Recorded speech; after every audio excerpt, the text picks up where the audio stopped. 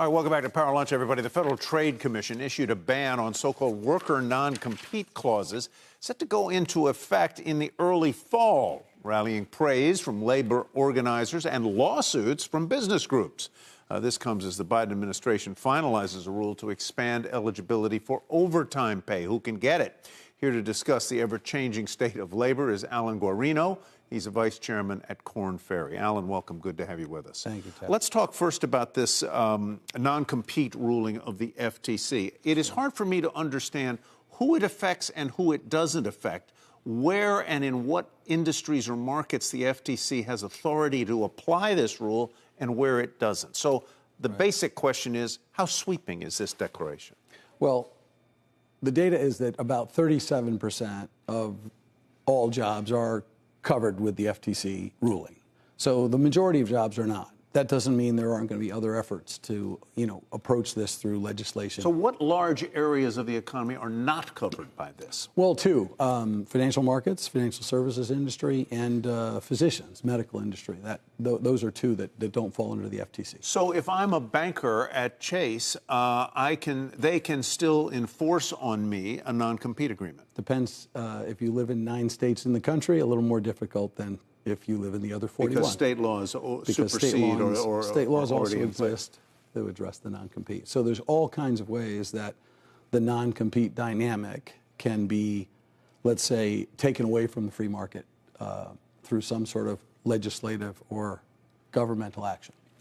Go ahead. So non-competes became more prevalent with the kind of diminishing role of unions in history. And so I'm curious, now that we have seen more of a movement toward unions, does this rule need to take place? Or do you think that unions will ultimately be able to resolve some of the issues with non-competes? Or is this not necessarily at the top of the list for most unions as it pertains to their own collective agreements in their industries? Sure. So when you think about the unions, it ranges everything from pilots in the airline industry to labor unions doing construction. So with that, you have different strata of employment, right? So certain employees are exposed to more insight, more trade secret, more information than others. And so one would argue that in jobs where you might have that kind of insight, your company ought to have the opportunity to protect itself from you leaving and taking that information to a competitor. Now, if you're in positions that, let's say, are lower in the strata of work where you're not exposed to that, then you'd ask the question, why should a non-compete exist, right?